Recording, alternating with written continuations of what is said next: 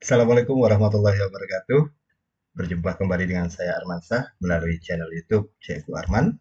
Dan pada kesempatan kali ini kita masih akan melanjutkan bahasan materi kita pada mata pelajaran Informatika Kurikulum Merdeka kelas 10.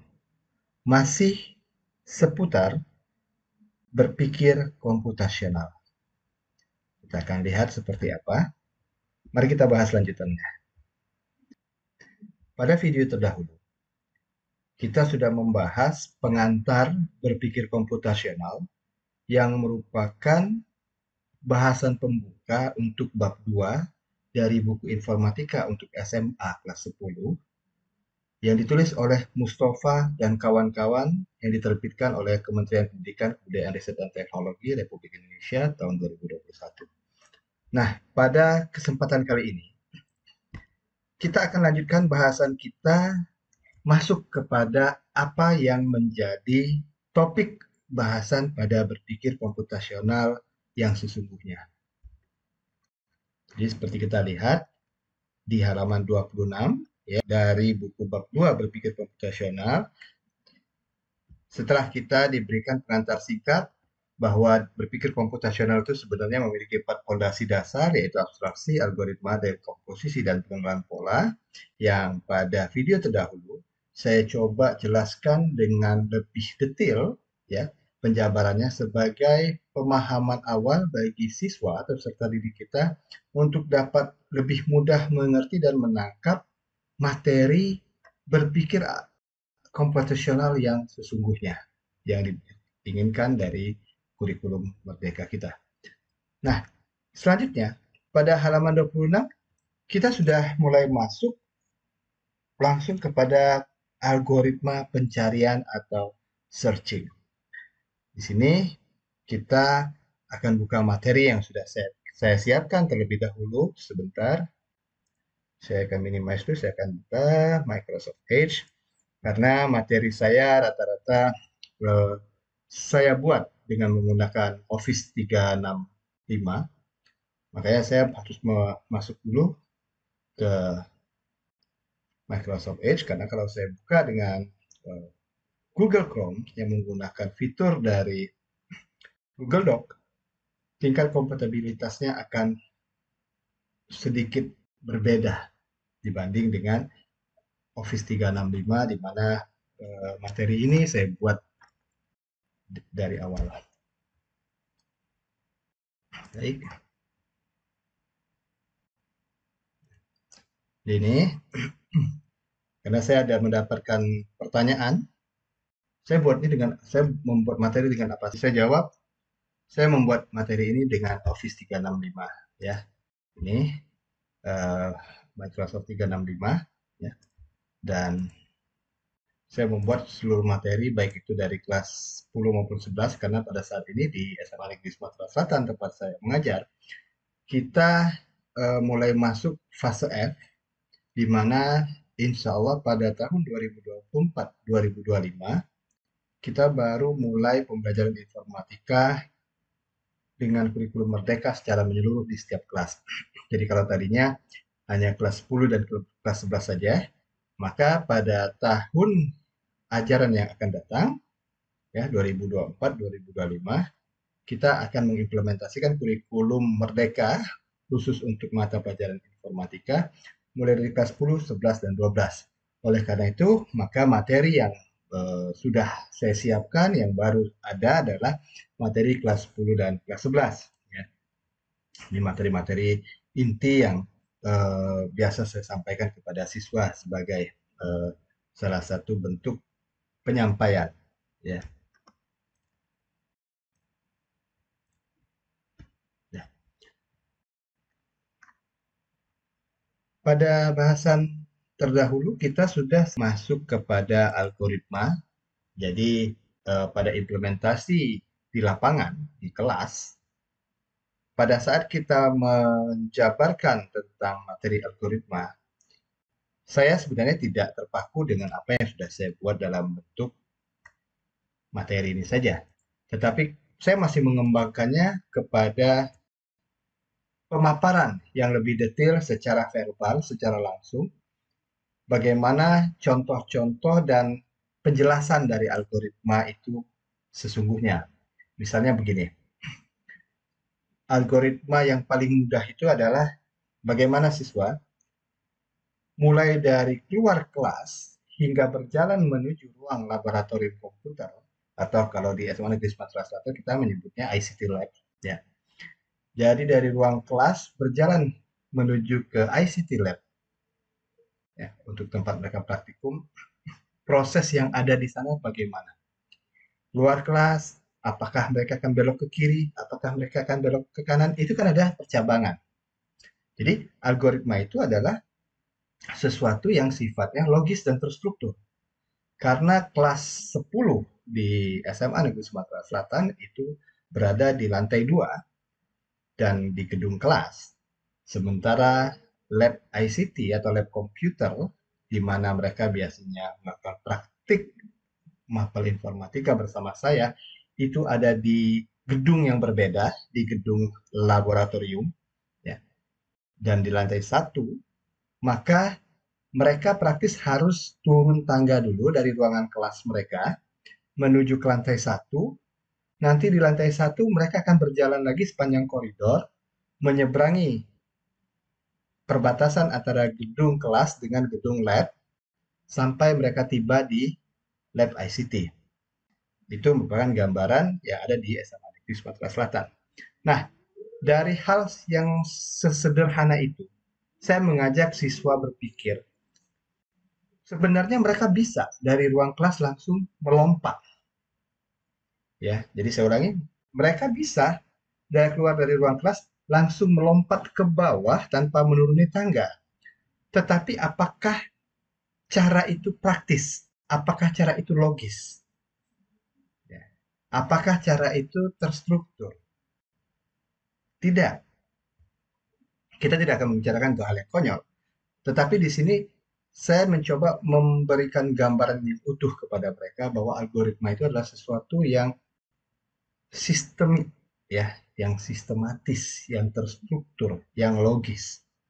Sehingga bila kita dari ruangan kelas di lantai 2 langsung loncat tanpa menuruni anak tangga terlebih dahulu, itu bukan kaidah algoritma. Kaidah algoritma seperti apa? Mereka keluar kelas, berjalan ke koridor, ya, di lantai 2, nanti turun tangga menuju lantai 1. Itu cara yang benar. Dan kehidupan kita sesungguhnya tidak pernah lepas dari algoritma. Sama seperti misalnya kita membuat secangkir kopi, ya. Jadi ini contoh secangkir kopi. Untuk bisa secangkir kopi ini terhidang di atas meja, ada langkah-langkah sistemik dan juga logis yang harus ditempuh. Mulai dari menyiapkan bahan-bahan, ya, seperti menyiapkan kopi, menyiapkan gelas, menyiapkan mungkin sendok teh, sendok kecil. Kemudian apabila dia butuh atau ingin kopi manis, maka berarti dia harus siapkan bubuk kopinya dan juga gula. Atau kalau dia ingin ada tambahan creamer atau susu, ya siapkan lagi tambahan susu dan creamernya. Selanjutnya, mereka akan siapkan air panas, ya kan? Setelah air panas, semuanya berkumpul jadi satu, bahan sudah siap. Tindakan selanjutnya apa? Tidak mungkin kopi langsung jadi. Panaskan dulu airnya, masak dulu airnya, ya. Setelah masak airnya mendidih, baru tuangkan kopi ke dalam gelas, tuangkan gula ke dalam gelas, atau kalau ingin ditambahkan creamer, tuangkan creamer juga ke dalam gelas. Kan seperti itu. Baru tuang air panas dan aduk. Dirasa apakah sudah pas rasa kopi atau belum. Jika kopi yang sudah dibuat ternyata dirasanya kurang pas, apakah dia kepahitan atau kemanisan? Kalau dia terlalu pahit, berarti harus tambah gula. Jika terlalu manis, berarti tambah kopi. Ini kan sebenarnya hal-hal yang sepele, tetapi inilah algoritma. Ya, di mana algoritma itu juga mengajarkan percabangan. Ya. Conditional statement. Ada if dan else. Ya.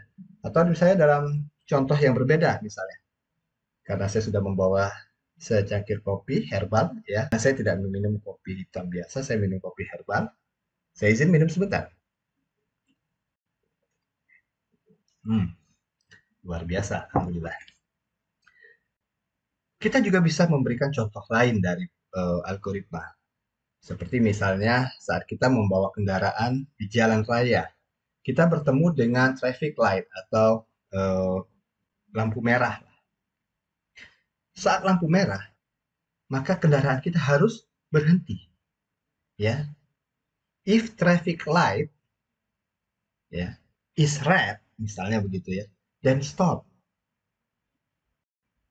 Terus kalau lampunya berwarna hijau, maka berarti kita bisa berjalan kembali atau bisa lanjut jalan.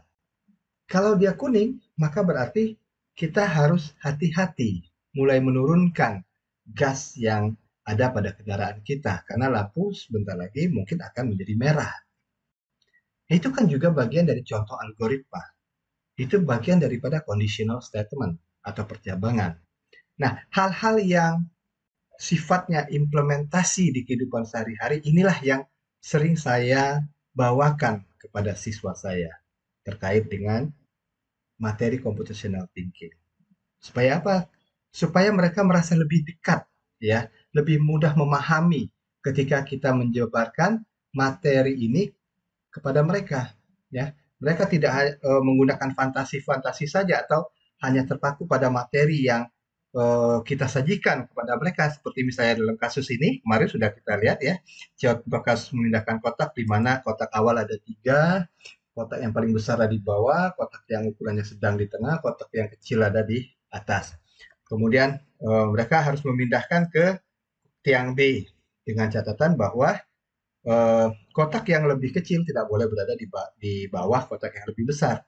Mulailah urutan seperti ini. Nah, gitu ya. Ini contoh ya. Ini materinya saya buat sendiri. Ini namanya permainan Hanoi Tower atau Tower of Hanoi. Sebetulnya permainan di versi Android-nya juga ada dan bisa bisa diunduh dari Play Store ya, dari Google Play Store ataupun Apple Store. Tapi di sini saya langsung buatkan versi slide-nya, versi PowerPoint-nya, karena ini akan disajikan, ditampilkan kepada siswa di depan kelas. Ini ada 7 langkah ya untuk memindahkan 3 kotak dengan ukuran berbeda dari tiang A menuju ke tiang B dengan aturan main yang sudah ditentukan tadi. Nah, siswa tidak hanya terpaku pada materi ini, tetapi kita ajak juga mereka berpikir dengan apa yang ada di sekitar mereka, apa yang mereka sering hadapi. Ketika mereka berhadapan di lalu lintas, ada lampu merah. Ketika mereka misalnya ingin menyeduh secangkir kopi, itu semua algoritma. Keluar dari kelas menuju ruangan laboratorium komputer, itu kan ada tahapan-tahapan yang sebenarnya terkandung kaidah algoritma. Itu yang saya lakukan dengan siswa saya. Sehingga pemahaman siswa itu lebih luas, lebih berkembang, dan juga diferensiasi. Kita tidak hanya membawakan kepada satu contoh saja materi yang sudah kita siapkan, tetapi bisa jadi kemudian kita tawarkan kepada siswa siapa yang mungkin di antara siswa memiliki contoh lain terkait dengan algoritma. Ya kan biasanya akan muncul berbagai macam pandangan-pandangan dari siswa, Pak ini contohnya begini, oh saya punya contoh begini. Oke, baik. Nah, sekarang setelah kita selesai memaparkan contoh dari algoritma, kita baru mulai masuk proses algoritma searching dan sorting. Sehingga siswa tuh sudah paham, oh iya begini nih algoritma ya. Ini akan saya besarkan dulu. Nah, algoritma searching kita bisa menjabarkan terlebih dahulu definisinya. Namanya searching atau pencarian pastinya adalah proses mencari sesuatu. Nah, mencari sesuatu itu bisa berupa benda, bisa angka, bisa konsep, bisa informasi, atau apapun itu yang memenuhi kriteria tertentu dalam suatu ruang pencarian. Misalnya, kalau kita bicara tentang pencarian data di internet, kita menggunakan mesin pencari Google misalnya, atau Bing, atau yang lain. Kita kan tentu akan mencari berdasarkan apa yang kita inginkan. Kita ingin mencari misalnya resep kue 8 jam. Ketik di Google resep kue 8 jam. Begitu di enter, dia pasti akan keluar. Wah, resep kue 8 jam begini, begini, begini, begini. Resep bolu lapis. Trot, muncul bolu lapis. Nah, ini adalah salah satu contoh sederhana bagaimana algoritma pencarian itu bekerja. Ya.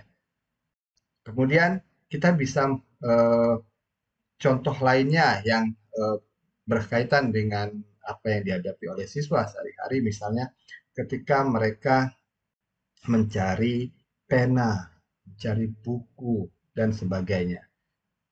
Nah, untuk sorting, algoritma pengurutan, ini juga sama. Kita jelaskan dulu, ya namanya pengurutan berarti ada hal-hal yang sifatnya diatur, ya, mengikuti aturan tertentu, ya. Jadi suatu benda, ya, suatu objek atau entitas apapun lah itu diurutkan, disusun, ya, berdasarkan aturan tertentu. Misal buku berdasarkan buku IPA, buku IPS, buku geografi, atau misalnya buku informatika, buku dan sebagainya. Atau kalau bicara soal ukuran, dari ukuran yang paling kecil di atas sekali, ukuran yang sedang, kemudian yang lebih besar, dan yang paling besar. Atau kita mengurutkan terbalik, dari yang besar duluan di atas, besar, sedang, kecil, ya. Atau kita misalnya mengabsen, ada nama A, B, C, D, itu kan urutan. Nah, urutan terbagi dua. Ada yang ascending, ya, dari A sampai Z, atau dari kecil ke besar. Ada juga yang sifatnya dari besar ke kecil, dari Z ke A, atau dari yang misalnya yang lebih banyak kepada yang lebih sedikit. Ini yang bisa kita sampaikan dalam pengantar algoritma searching dan sorting. Nah, untuk antrian atau queue, di sini kita bisa memberikan contoh kepada mereka, misalnya antrian tiket karcis membeli apa, ingin menonton film, ya. Misalnya ingin menonton filmnya Marvel ataupun DC ataupun film-film apapun lah itu sifatnya, kita akan mengikuti urutan FIFO, first in first out. Jadi ketika kita ada di antrian yang terdepan, pasti yang pertama kali dilayani oleh pasti akan dilayani itu adalah yang nomor satu, yang di depan. Setelah di depan selesai, dilayani mendapatkan tiket nonton, dia akan pergi, baru urutan selanjutnya yang maju.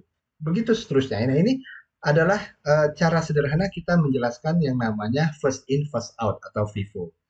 Kemudian untuk tumpukan atau stack. Ini juga kita misalnya bisa dengan memberikan contoh bagaimana sebuah piring dicuci, ya. Jadi ketika kita mencuci piring, biasanya kan setelah kita selesai cuci, kita letakkan satu, cuci lagi yang dua, kita tumpuk. Nah, tumpukan yang pertama kali kita letakkan itu menjadi yang terakhir akan kita bilas, ya kan? Tidak mungkin kita akan mengambil tumpukan yang bawah dulu untuk dibilas, terus satu persatu sampai yang paling atas. Nah, ini adalah contoh dari LIFO atau last in, first out. Ya. Jadi tumpukan yang terakhir itulah yang akan dieksekusi pertama kali, berbeda dengan antrian.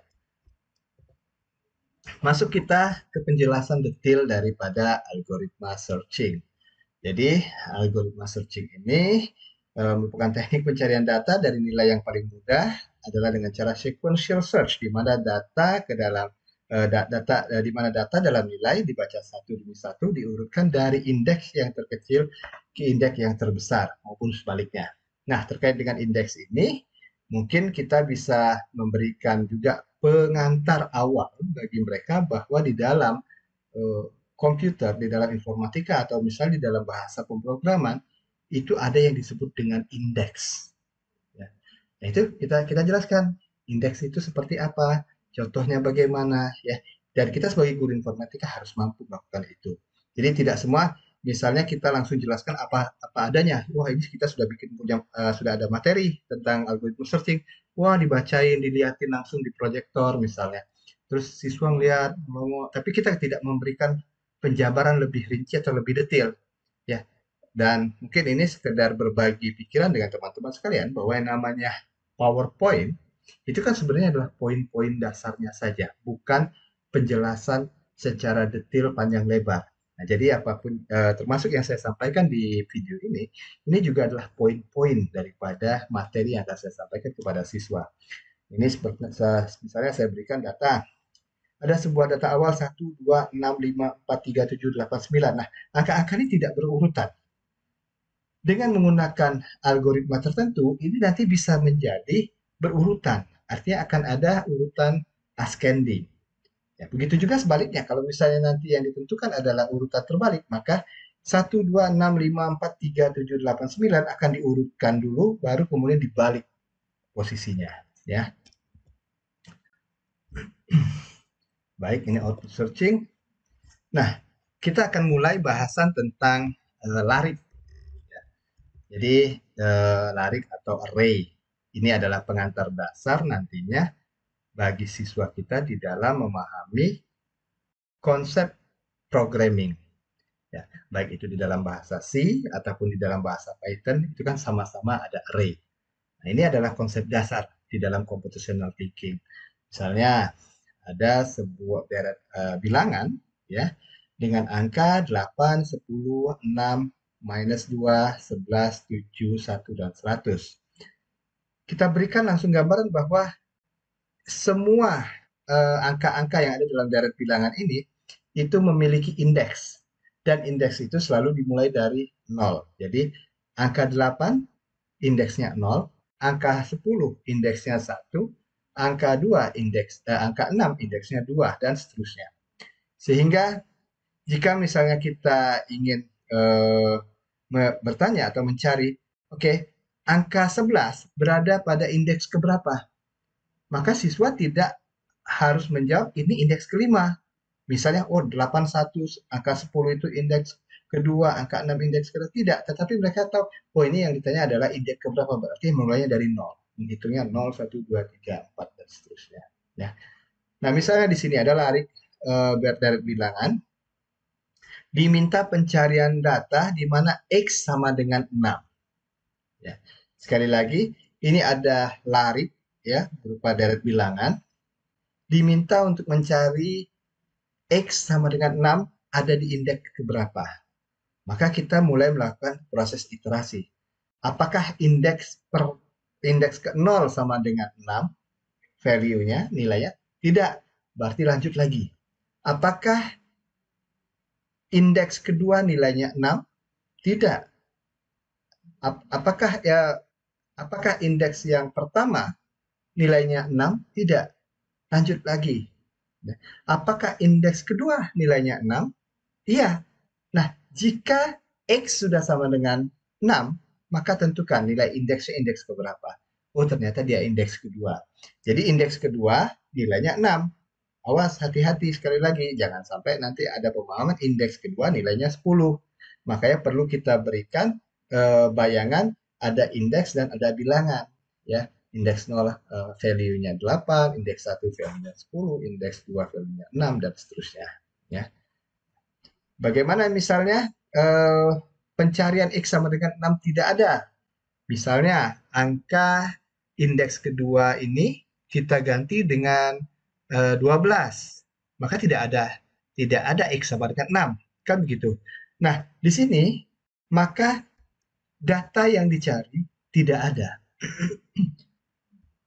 Kita berikan gambaran kepada mereka ketika kita misalnya mencari suatu kata kunci tertentu di Google, ya, di mesin pencari, dan ternyata mesin pencari tidak menemukan hal itu, mesin pencari harus mengeluarkan display atau output data yang Anda cari tidak ditemukan, or data not found.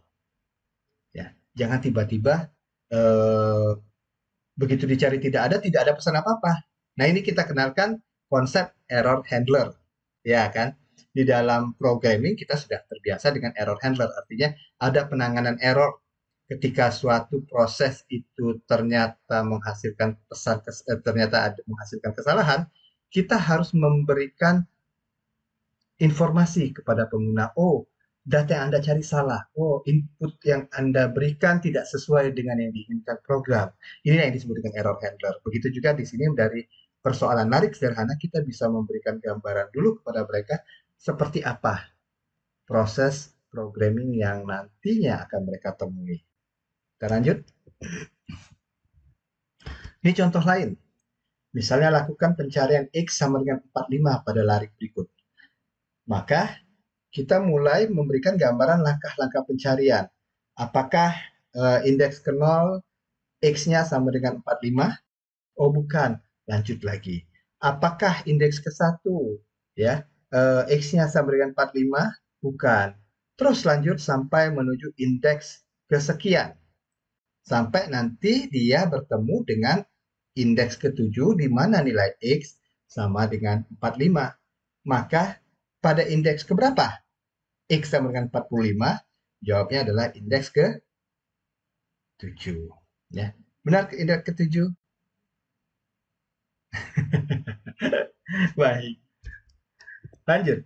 Kesimpulannya bahwa pencarian berurutan menggunakan prinsip sebagai berikut. Data yang ada dibandingkan satu persatu secara berurutan dengan yang dicari sampai data tersebut ditemukan atau tidak ditemukan. Pada dasarnya, pencarian ini hanya melakukan pengulangan dari 1 sampai dengan jumlah data dari for n, for x sama dengan 1 to n, gitu ya. Kemudian berikutnya, oh, di sini di slide saya semuanya numberingnya 1, izin mohon maaf, ada sedikit kesalahan pada saat pembuatan. Kemudian pada setiap pengulangan atau iterasi dibandingkan data ke n dengan data yang dicari. Jadi kita mulai mengajarkan proses looping, ya. Ketika misalnya X-nya tidak bertemu, maka dia akan terus melakukan looping sampai dia ketemu nilai yang dicari. Apabila sama, berarti data telah ditemukan. Sebaliknya, apabila sampai akhir pengulangan tidak ada data yang sama, harus ditampilkan notif ataupun pesan bahwa data yang dicari tidak ketemu atau proses yang dilakukan itu salah. Kita lanjut. Nah, sekarang kita bicara tentang algoritma pengurutan. Dari contoh yang saya berikan saja sebenarnya sudah bisa dipahami bahwa pengurutan itu ya kalau misalnya ada bilangan atau ada alfabet B, D, A, C di sini umpamanya diurutkan menjadi A, B, C, D. Nah, biasanya masalah pengurutan terdiri atas kumpulan objek yang disusun secara acak yang harus diurutkan. Setelah itu secara sistematis posisi objek diperbaiki dengan melakukan pertukaran posisi dua buah objek. Hal ini dilakukan secara terus-menerus hingga semua posisi objek benar. Seperti kita yang lihat, di situ ada B, D, A, C. Nanti hasil akhir adalah A, B, C, D. Nah, tetapi prosesnya kan harus dipahami.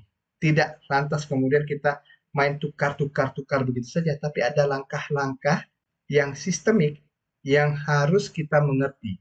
Bagaimana pengurutan ini bekerja. Ya. Di sini teknik pengurutan saya berikan pengantar lagi kepada siswa saya.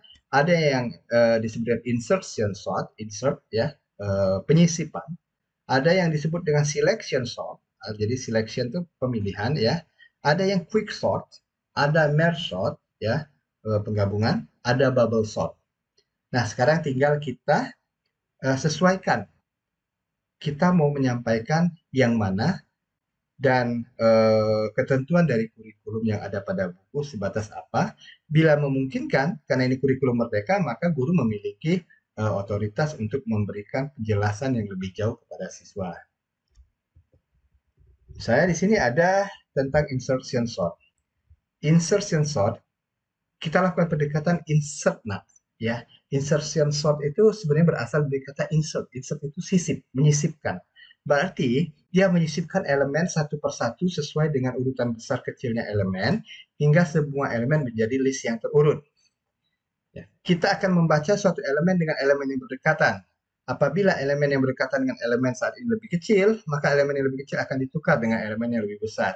Dan seterusnya. Ini mungkin nanti bisa disampaikan pada saat pemaparan kepada siswa secara langsung. Saya izin minum kopi dulu sebentar.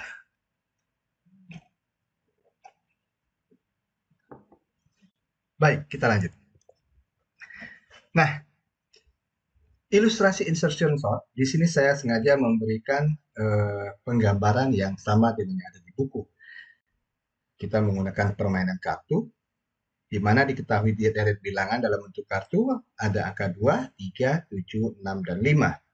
Urutkanlah secara menaik atau ascending kartu yang berisi deret bilangan tadi. Berarti kalau ascending kan dari kecil menuju ke besar.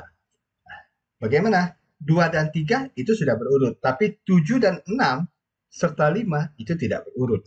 Mari kita lihat prosesnya. 2, 3, 7, 6, 5. Sekarang dibandingkan. Apakah 2 lebih besar dari 3? Tidak. Maka urutan langkah pertama itu tetap, yaitu 2, 3, 7, 6, 5. Ya. Kemudian, apakah pada tahap kedua proses looping ini, proses iterasi yang terjadi, angka 3 lebih besar dari 7? Tidak juga. Berarti pada iterasi kedua, urutan juga masih tetap, yaitu 2, 3, 7, 6, dan 5. Selanjutnya, pada iterasi ketiga, ada komparasi kembali, ada perbandingan lagi. Apakah angka 7 lebih besar daripada angka 6? Ternyata jawabnya iya. Maka urutan pun berubah.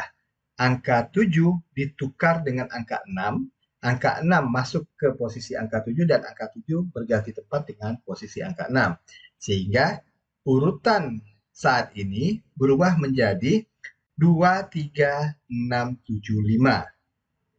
Jadi ada dua angka yang terjadi pertukaran di sana, yaitu angka 7 dan 6. Ini terjadi di iterasi ketiga. Iterasi keempat dibandingkan kembali. Apakah angka 6 maupun angka 6 itu lebih besar daripada 5? Ini adalah contoh-contoh yang bisa kita berikan, sampaikan kepada siswa terkait dengan insertion sort. Jadi insert itu adalah saling menukar, menyisipkan, ya. Ini sampai akhirnya ditemukan hasil akhir menjadi 4 iterasi, di mana semua deret angka yang ada di dalam bentuk kartu ini sudah tersusun secara ascending, yaitu dari kecil ke besar. 2, 3, 5, 6, 7. Kemudian kita masuk penjelasan tentang selection sort. Selection sort itu merupakan teknik sorting atau pengurutan yang paling sederhana. Menemukan elemen terkecil dalam suatu array atau dalam suatu larik dan menukarnya, swap. Ya, proses pertukaran dengan elemen yang ada di posisi pertama. Jadi kalau insert tadi terkait dengan elemen yang terdekat, kalau selection dia tidak melihat yang terdekat, pokoknya siapa yang paling kecil, ya itu langsung bertukar tempat tanpa harus melakukan perbandingan antara 1, 2, 3, 4, tapi langsung terjadi swap saja. Ya. Baik, ini nanti secara teori kita bisa berikan. Misal kita langsung masuk ke dalam contoh soal. Kita mempunyai 8 variabel array atau 8 variabel larik yang masih tidak berurutan seperti ini. 14, 33, 27, 10, 35, 19, 42, dan 44. Selection sort akan mencari variabel terkecil dari array ini, di mana nanti variabel terkecil itu akan di swap. Misalnya, di sini variabel yang terkecil angka berapa? Angka 10. Maka, angka 10 akan ditempatkan di posisi pertama. Dan yang di posisi pertama tadi, yaitu angka 14, akan bertukar tempat dengan angka 10. Ya, bisa dipahami ya. Selanjutnya, proses pengurutan pertama berhasil dilakukan. Nah, sekarang dibandingkan lagi. Ya, angka berapa yang lebih kecil nomor 2? Kalau tadi kan 10. Nah, setelah 10, angka terkecil berikutnya berapa? 14 tadi.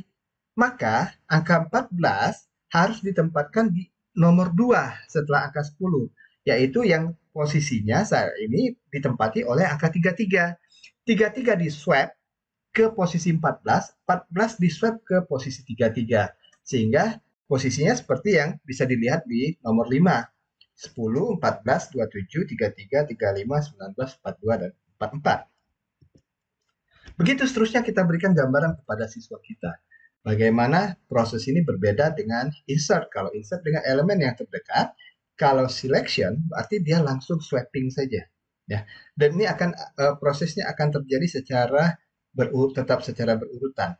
Ya, ada mekanismenya. Masuk kita kepada algoritma tumpukan atau stack dan juga antrian. Tadi kita sudah berikan pemahaman kepada mereka ya tentang pemahaman tumpukan seperti apa, antrian bagaimana. Jadi kalau misalnya di sini ada kita berikan layer atau lapisan-lapisan ya, maka yang dimaksud dengan stack tumpukan dari benda, baik itu sekumpulan data yang seolah-olah diletakkan di atas data yang lain, koleksi dari objek-objek yang sifatnya homogen. Sementara antrian itu sama seperti di sini ada baris alfabet, ada kata-kata hello ya, di mana dia akan memiliki koleksi data-data yang memiliki urutan hanya bisa diubah dengan menambahkan data di satu ujung dan mengeluarkan data di ujung lainnya. Kita akan berikan penjelasan pada kesempatan berikutnya.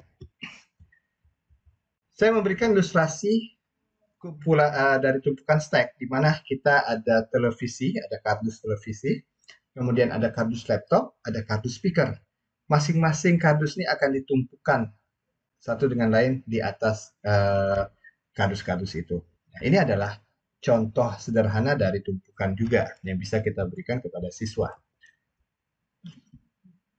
Di dalam algoritma stack atau algoritma tumpukan, ya, suatu susunan koleksi data di mana data tersebut dapat ditambah dan dihapus, selalu pada bagian akhir data disebut dengan istilah top of stack. Ya. Nah, jadi di dalam suatu tumpukan itu, bagian paling atasnya disebut top of stack. Di bagian bawah tumpukan itu dikenal dengan istilah bottom of stack. Ya. Nah, di dalam algoritma stack, yang bagian bawah itu bersifat inaccessible. Artinya dia tidak bisa langsung diakses. Untuk bisa mengakses yang bawah, kita harus mengeluarkan dulu tumpukan yang di atasnya. Ya. Jadi, push new book on top, pop a book from top. Jadi akan menambah tumpukan dari atas maupun mengambil atau membuang tumpukan yang ada di atas. Stack bersifat last in first out ya, seperti yang sudah kita gambarkan dalam kasus cuci piring, di mana dalam proses cuci piring itu kan ada piring yang pertama kali dicuci, kita cuci dengan sabut atau dengan apapun, dengan spons, itu kita letakkan di bawah dari piring-piring yang berikutnya. Saya membuatkan sebuah animasi ya, di mana dari animasi ini siswa akan lebih mengerti. Dua operasi paling dasar dari stack, ada yang disebut dengan push, ada yang disebut dengan pop. Push itu artinya menambahkan variabel pada urutan yang paling akhir. Contoh seperti di sini bisa dilihat animasi yang saya buat. Ada warna pink, ada warna green, ada warna cyan, ada warna yellow ya atau orange di sana. Itu push itu artinya tumpukan yang terus menambah pada bagian atasnya. Sementara pop artinya itu ada proses pengangkatan, pengambilan atau penghapusan ya. Jadi data yang paling atas itu dihapus, diambil, diangkat satu persatu. Itu namanya pop. Jadi dua operasi dasar dari stack adalah push dan pop. Ilustrasi push dan pop dalam stack ya, kita bisa berikan juga gambaran seperti ini, di mana untuk push di situ ada angka 1 di satu tempat, kita tambah lagi angka 2 ya di atasnya, tambah angka 3, tambah angka 4, tambah angka 5, tambah angka 6. Kalau pop misalnya dari satu bagian ya, dari bawah ke atas 1 2 3 4 5, dibuang, dihapus, di-delete ataupun diambil ya satu persatu. Itu namanya pop ya. Ini menarik sekali untuk kita jelaskan kepada siswa. Nah, kemudian kita juga harus memberikan pemaparan tentang apa yang disebut dengan empty stack. Jadi di dalam proses pop ya, di dalam proses push itu kan harus kondisi awal tempat itu kita nyatakan sebagai empty stack. Jadi tempat itu kosong diisi dengan data, ya kan? Data, data, data, data. Kemudian data-data tadi bisa juga dilepaskan di region stack, di pop. Ini contoh ada data sebagai berikut: 8, 10, 13, 14. Maka data tersebut dapat tersimpan dalam bentuk sebagai berikut: 8, 10, 13, 14. Nah, bagaimanapun posisi dari angka ini ditampilkan, ya, tetap saja top of stack-nya adalah 14. Ya, seperti kita lihat angka 8, setelah itu angka 10, kan ditutup angka 13, ditutup lagi angka 14. Terbuka, ya kan? Top stack-nya siapa? Top of stack-nya yang 14. Jadi walaupun dia diputar, di rotate, maka yang tetap menjadi top of stack adalah angka 14. Ya. Baik itu disajikan data dalam bentuk vertikal maupun secara baris deret bilangan secara horizontal. Kita bisa juga memberikan contoh soal seperti ini. Pada ilustrasi stack dari data berikut dengan operasi yang dilakukan adalah push 1, push 2, pop, push 5, push 8, pop. Ya. Nah, jadi ada push itu masukkan angka 1, push masukkan angka 2, kemudian pop artinya dihapus. Ya. Apa yang dihapus? Ya adalah top of stack. Siapa top of stack di sini adalah 2. Kita tidak perlu lagi bilang pop 2, ya, karena yang di pop itu pasti top of stack berapapun angkanya. Jadi seperti contoh di sini kondisi awalnya, ya, empty stack-nya kosong, push 1 masukkan angka 1, push 2 masukkan angka 2, pop berarti yang dihapus siapa? Top of stack ya 2. Tinggal sisanya adalah 1 kondisinya. Push lagi 5 berarti setelah 1 masuk 5. Push 8 di atas 5 berarti ada masuk lagi angka 8. Jadi posisinya 158. Di baris terakhir ada perintah pop, berarti top of stack-nya yaitu angka 8 dibuang atau dihapus. Jadi kondisi terakhir dari ilustrasi stack ini adalah 1 dan 5. Contoh soal 2 misalnya, buatlah ilustrasi stack X dalam bentuk tabel dari data berikut. Jadi kalau tadi kita bentuknya seperti ini, nah sekarang kita bisa dalam bentuk tabel, ya. Misalnya push A, X, ya. Jadi kita buatkan dulu di situ ada bagan operasi, ya, ada field atau kolom operasi, kolom isi stack, keterangan dan hasil pop. Jadi kondisi awal isi stack kosong, push A, X, maka isi stack sekarang adalah A, ya. Push B, X. Jadi kan X itu melambangkan stack-nya, nama stack-nya. Berarti push B, berarti kondisi stack sekarang adalah A dan B. Kenapa? Karena posisi awal itu sudah masuk A. Dan di push B berarti ada A dan B. Push C berarti sekarang posisinya A, B, C. Ada perintah pop data. Nah, pop data berarti apa yang dihapus? Ya tetap mau dia menggunakan pop saja, mau diganti dengan istilah pop data, ya berarti yang dihapus tetap adalah top of stack dari data tersebut, yaitu C. Maka setelah di pop, posisi sekarang dari isi stack adalah A dan B, variabel yang di pop adalah C. Push D berarti tambah dari A, B muncul D. Pop data lagi berarti D dibuang. Sekarang posisinya tinggal A dan B. Nah, pop lagi berarti tinggal sisalah A sendirian, ya. A-nya menjomblo. Oke, baik. Saya pikir mudah-mudahan ini sangat mudah untuk dipahami oleh rekan-rekan sekalian. Dan bagaimana jika jumlah panjang stack dibatasi? Baik, kalau tadi kita tidak berbicara tentang batasan-batasan atau limit dari stack. Nah, sekarang kita mengajarkan kepada siswa itu bahwa ada istilah stack overflow. Stack overflow itu artinya stack itu sudah tidak bisa lagi menerima entry data atau menerima insert masukkan data baru. Misal ada kondisi awal kita diberikan stack X, ya, dengan maksimum variabel yang dapat menempati adalah 5 angka. Maka masuk angka 2, masuk angka 4, masuk angka 6, masuk angka 8, masuk angka 10. Nah, sudah di top of stack karena dia sudah tertutup itu sudah maksimum, dia tidak bisa dimasukkan atau di entry data baru, ya. Kita mau push 15, stack overflow. Sama kalau misalnya kita membawa mereka kepada penggambaran begini, ketika kita mengisi kolom nama pada form tulisan, biasa kan begitu kalau ada lembar kertas, isi nama, wah dibuat per kolom, ya. Jadi misalnya nama saya Armansyah, di kolom pertama A, kolom kedua R, kolom ketiga M, dan seterusnya sampai selesai. Kalau namanya panjang, biasanya kan kolom-kolom yang disiapkan kan terbatas. Berarti mau tidak mau kita akan menyingkat atau memberikan nama panggilan saja. Kenapa? Karena stack-nya overflow. Sudah lewat kotak, nggak bisa. Nah, itu gambaran sederhana dari konsep Stack Overflow. Ketika misalnya variabel itu penuh, misalnya kita membatasi misalnya variabel X hanya bisa diisi sebanyak 25 karakter, maka ketika nama itu lebih dari 25 karakter, maka dia harus dipotong. Kenapa? Variabel hanya mampu menerima 25 karakter. Karakter ke-26 ditolak, reject, maka akan terjadi cutting, akan terjadi pemutusan data di sana.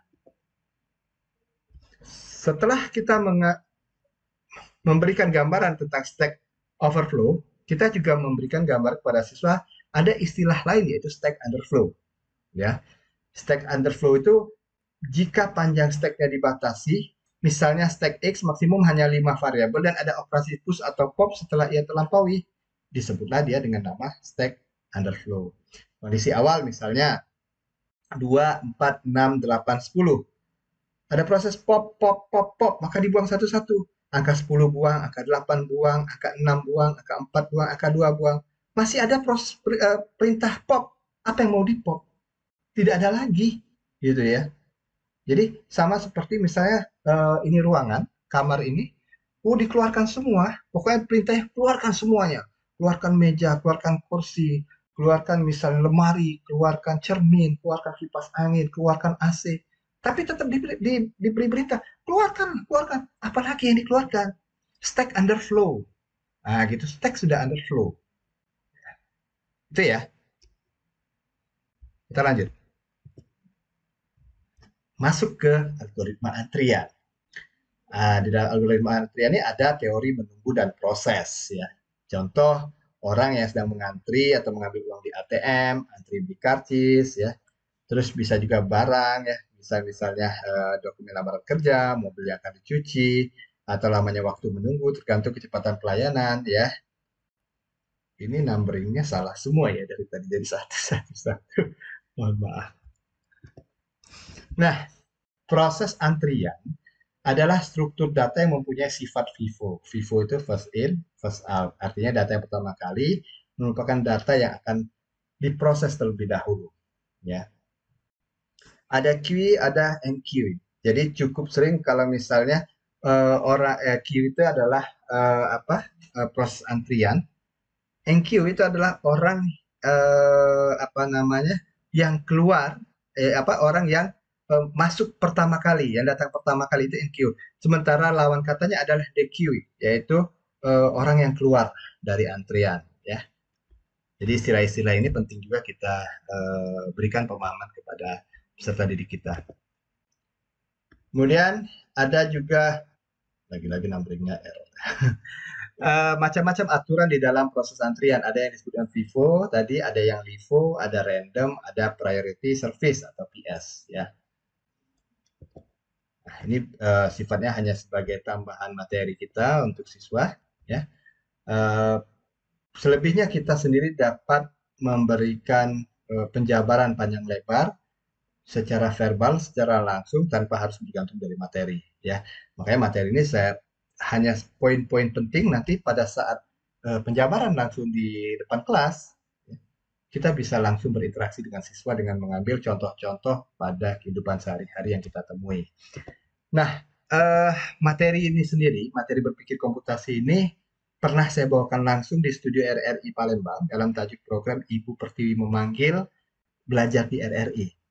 Jadi waktu itu masih zaman pandemi COVID-19, di mana ini materi ini sempat saya bawakan pada hari Rabu tanggal 8 April 2020, sedang hangat-hangatnya isu COVID-19, sehingga semua sekolah diliburkan, belajar daring. Nah, saya diamanahkan oleh pihak sekolah untuk mengajar dari RRI sesuai dengan jadwal yang sudah ditentukan oleh pihak Radio Republik Indonesia. Jadi saya datang ke RRI, studio RRI, kemudian saya mengajar dari studio. Nah, materi yang saya bawakan kebetulan adalah tentang computational thinking. Waktu itu kurikulumnya masih di K13 revisi 2019. Jadi K13 awalnya kan tidak ada muatan informatika, ya kan? Setelah TIK, pelajaran TIK di KTSP dihapuskan, ditiadakan pada awal implementasi K13 atau kurikulum 2013 kan mata pelajaran TIK tidak ada lagi. Informatika juga tidak ada. Tapi baru muncul kembali muatannya di dalam kurikulum saat revisi K13. Nah, di SMA Negeri Sumatera Selatan ketika revisi dari kurikulum 2013 itu memunculkan kembali mata pelajaran informatika dan salah satunya adalah tentang berpikir komputasional. Ini sempat saya bawakan secara langsung di Radio Republik Indonesia. Memang ada beberapa perbedaan antara konten pada informatika computational thinking di kurikulum K13 dengan konten computational thinking yang ada di kurikulum Merdeka. Kalau di kurikulum Merdeka itu lebih luas penjabarannya, ya.